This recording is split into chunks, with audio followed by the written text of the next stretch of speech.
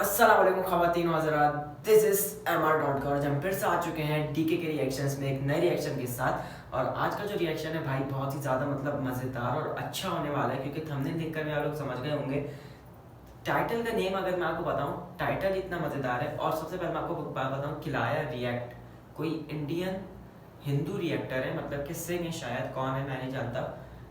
तो उन्होंने मुस्लिम के लिए एक रिएक्शन लिया। तो मैंने उनकी वीडियो देखी, मैंने सोचा इनकी रिएक्शन वीडियो के ऊपर एक रिएक्ट करना चाहिए, तो इस वजह से मैं उनकी वीडियो के ऊपर रिएक्शन ले रहा हूँ। वो खुद भी वो भी वीडियोज़ के ऊपर रिएक्शन लेती हैं।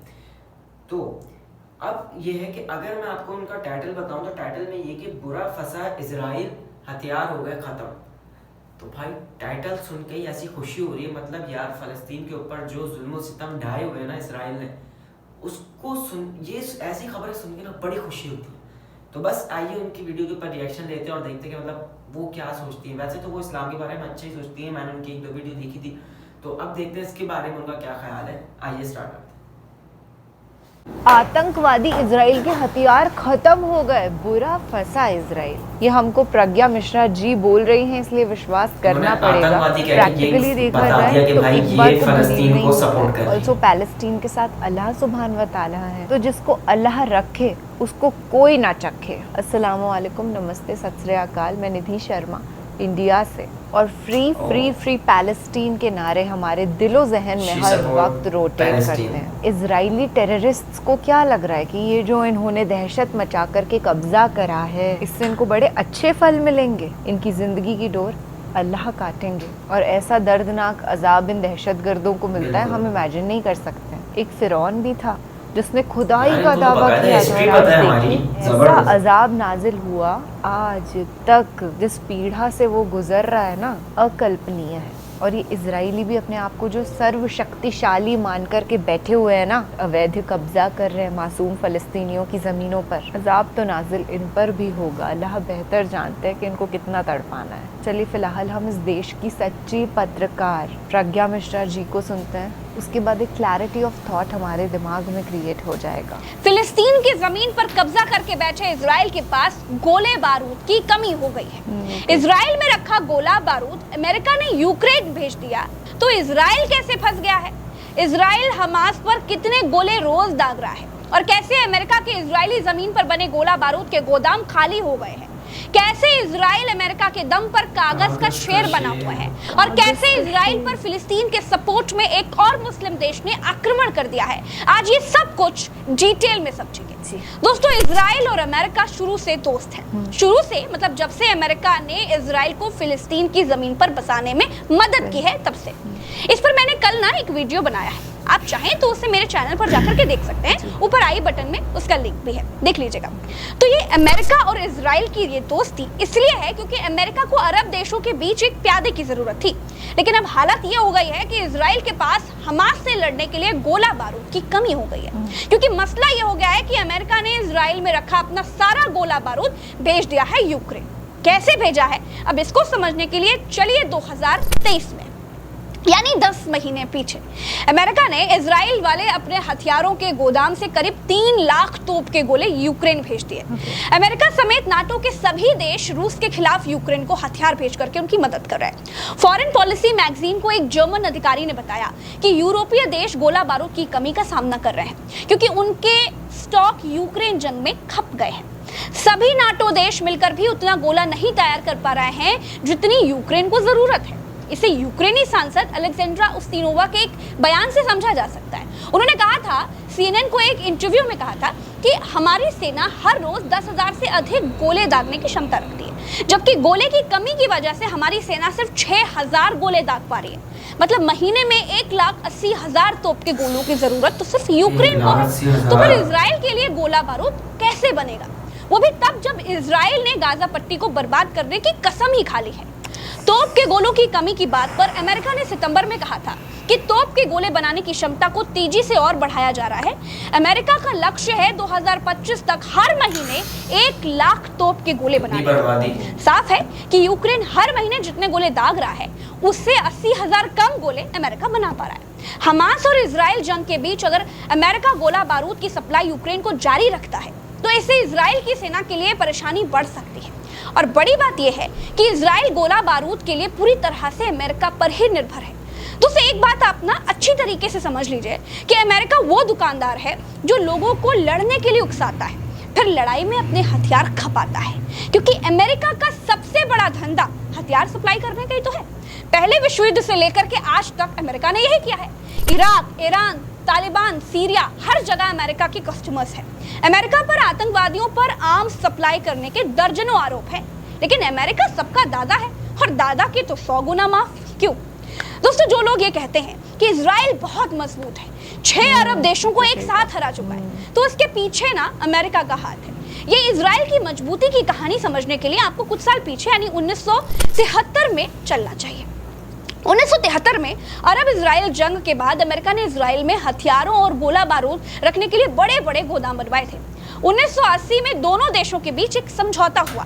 इस समझौते के बाद अमेरिका को इजराइल में हथियार रखने के लिए कानूनी वैधता मिल गई थी। अब इन गोदामों में अमेरिकी सेना के टैंक और बख्तरबंद गाड़ियां भी रखी गई।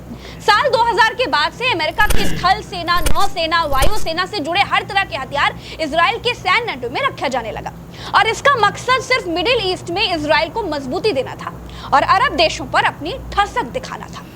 न्यूयॉर्क टाइम्स की खबर के मुताबिक एक समझौते के जरिए संकट की स्थिति में इजराइल को उसके देश में मौजूद अमेरिकी हथियारों को इस्तेमाल करने का अधिकार भी दिया गया। अब क्या होता है कि जब भी हमास या फिलिस्तीन इजराइल को आंख दिखाते हैं, इजराइल अमेरिकी हथियारों के गोदामों से हथियार निकालकर फिलिस्तीन को दौड़ा लेता है। लेकिन इस बार ना स्थिति बदल गई है, क्योंकि हुआ यह है दोस्तों कि कुछ महीने पहले रूस और यूक्रेन का युद्ध शुरू हो गया। अमेरिका ने इजराइल में रखा अपना ज्यादातर गोला बारूद भेज दिया है यूक्रेन। अब अचानक इजराइल को भी गोला बारूद की जरूरत पड़ गई। इजराइल में अमेरिका के हथियारों के गोदाम खाली है। हालांकि अमेरिका हर संभव मदद करने की बात तो कह रहा है। आज भी अमेरिका और इजराइल के बीच मीटिंग हुई है। इजराइल ये समझ चुका था कि हमास से लड़ाई हो सकती है, इसीलिए उसने कुछ महीने पहले ही अगस्त में अल्पिच सिस्टम नाम की एक कंपनी को 10 लाख गोले का ऑर्डर दिया था। हालांकि इस ऑर्डर की सप्लाई 2024 से पहले होना बड़ी मुश्किल है। इजराइल को कितने गोले बारूद की जरूरत है इसको भी समझना चाहिए आपको दोस्तों, क्योंकि 2014 में जब इजराइल और गाजा के बीच कॉन्फ्लिक्ट हुआ यानी विवाद हुआ, तो इजरायली सेना ने 32,000 से ज्यादा गोले गाजा पर दागे थे। इस बार स्थिति 2014 से कई गुना ज्यादा गंभीर है। इजराइल ने फुल स्केल वॉर का ऐलान कर दिया है। ऐसे में गोला बारूद की जरूरत भी पहले से कई गुना ज्यादा बढ़ गई है। पेंटागन के एक अधिकारी का कहना है कि अमेरिका को उम्मीद है कि इजराइल जल्द ही और हथियार और गोला बारूद की मांग करेगा। इस मांग को पूरा करने की अमेरिका कोशिश तो कर रहा है, लेकिन यह आसान नहीं होगा। दोस्तों, बात सिर्फ गाजा और हमास से लड़ने की होती तो समझा भी जा सकता था, लेकिन इजराइल के खिलाफ मिडिल ईस्ट में कई और मोर्चे भी खुल गए हैं। लेबनान से हिजबुल्लाह के हमले का खतरा भी बना हुआ है। हिजबुल्लाह ने कुछ दिन पहले 3 जगहों से इजराइल पर गोले दागे। जवाब में इजराइल ने भी लेबनान की दर्जनों मिसाइलें दागी हैं। हिजबुल्लाह के पास 10,000 से ज्यादा खतरनाक मिसाइलें हैं। ऐसे वक्त में अगर वो इन मिसाइलों का इस्तेमाल इजराइल के खिलाफ करता है, तो इससे ज्यादा मिसाइलों का इस्तेमाल इजराइल को अपने बचाव में करना होगा। इस स्थिति में गोला बारूद सप्लाई में इजराइल की मदद कर पाना उस वक्त अमेरिका के लिए भी बड़ा मुश्किल हो सकता है। इजराइल ईरान को लेकर के भी अलर्ट है। जंग में ईरान की एंट्री होने पर इजराइल के लिए मुश्किलें और ज्यादा बढ़ जाएंगी। ऐसे में इजराइल को बड़ी मात्रा में गोला बारूद की प्रॉपर सप्लाई की जरूरत पड़ेगी ही पड़ेगी। बाइडेन ने वादा किया है कि इजराइल की हर तरह से वो मदद करेंगे, लेकिन ये मदद होगी कैसे? क्योंकि अमेरिका भी एक लिमिट तक ही तो गोला बारूद बना सकता है। तो अब सवाल ये होता है कि अमेरिका इजराइल की मदद करेगा या फिर यूक्रेन की? क्योंकि अगर इजराइल की मदद में ज्यादा गोला बारूद दिए तो यूक्रेन को तो रूस पीट देगा। यूक्रेन की सप्लाई बाधित किए बिना इजराइल की मदद कैसे हो पाएगी? बाइडेन की ओर से ये कहा गया है कि इसमें चुनौतियां जरूर हैं, लेकिन वो मैनेज कर लेंगे। तो दोस्तों, कुल मिलाकर के हमास से लड़ाई को इजराइल जितना हलवा समझ रहा था उतना हलवा है नहीं भैया, क्योंकि फिलिस्तीन के लिए लड़ रहे हमास के पास भी हथियारों की सप्लाई जरूर होगी। हथियारों की कमी होगी नहीं। बिना हथियारों की सप्लाई के हमास इजराइल से भिड़ने की बेवकूफी कभी नहीं करेगा। अमेरिका हमास को आतंकी संगठन कहता है, लेकिन हमास किसी देश की सेना की तरह गोला बारूद बरसा रहा है। अमेरिका के दुश्मन देश हमास को सपोर्ट कर रहा है, क्योंकि जिन पैराग्लाइडर्स का इस्तेमाल हमास ने किया है वो चीन मेडेड बताए जा रहे हैं। 2021 में यूएस स्टेट डिपार्टमेंट ने एक रिपोर्ट में कहा था कि हमास को ट्रेनिंग, फंडिंग और हथियार ईरान से मिल रहे हैं। कतर और टर्की भी हमास के साथ खड़े। आज की तारीख में हमास का सबसे बड़ा मददगार ईरान है। तो अब तो आपको समझ में आ गया होगा कि फिलिस्तीन की जमीन पर कब्जा करने वाला इजराइल दूध का धुला नहीं है, सर्वशक्तिमान नहीं है, दूसरों के सपोर्ट के बिना युद्ध नहीं लड़ सकता। आज के इस एनालिसिस वीडियो में इतना ही। चलते हैं, राम राम, दुआ सलाम, जय हिंद। चैनल को सब्सक्राइब जरूर कीजिएगा और अगर वीडियो अच्छा लगे तो शेयर तो करना मत ही भूलिएगा।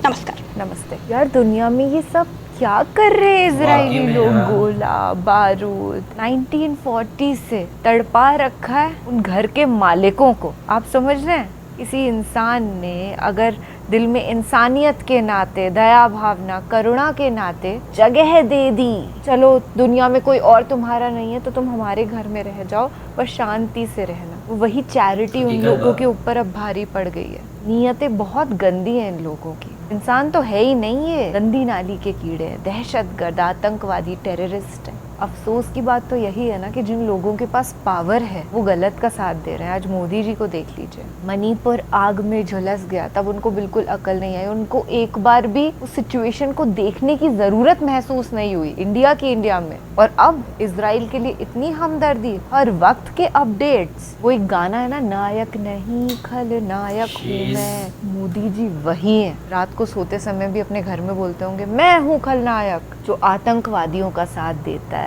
जो मासूम बच्चों का कत्ल करने वाले मर्डरर्स का साथ देता है। यहाँ से बैठकर के ये सब चीज़ें कहना बड़ा आसान होता है कि वहाँ पे क्या पॉलिटिक्स चल रही है, पर उन लोगों की जो स्थिति है ना वो हद से ज़्यादा वाली दर्दनाक है। अभी से नहीं, 1940 से, and they still are suffering. अल्लाह ताला से यही दुआ है कि उनकी जो सफरिंग्स हैं ख़त्म हो जाए, उनको अपनी ज़मीन वापस मिल जाए। जिन्होंने भी उन्हें परेशान किया है ना वो तड़प तड़प करके मरे। आप अपना और अपने सभी घर वालों का ख्याल रखिएगा एंड ऑलवेज सपोर्ट पैलेस्टीन। कभी बातों में भी ऐसा नहीं होना चाहिए कि इजराइल का कुत्ता सभी साथ दे दें, वो है नहीं इस लायक। चलिए महफूज रहिएगा। हाँ, अल्लाह हाफिज़।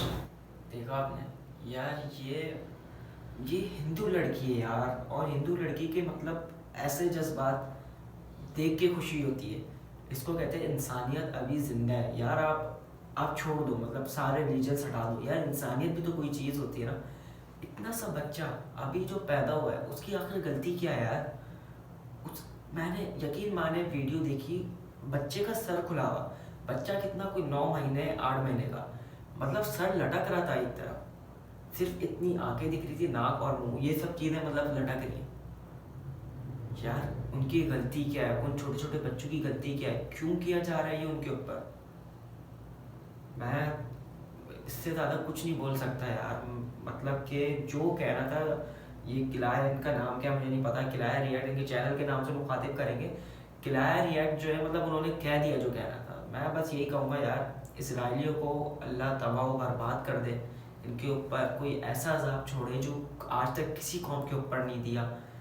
बस भाई यही था मेरा रिएक्शन। अगर आपको मेरा रिएक्शन पसंद आया तो आपको पता है क्या करना है, like share comment and subscribe. बाकी खुश रहो, बात रहो, बीवी बच्चों के साथ रहो, अपना बहुत ज़्यादा ख्याल रखना। अस्सलाम वालेकुम व रहमतुल्लाह।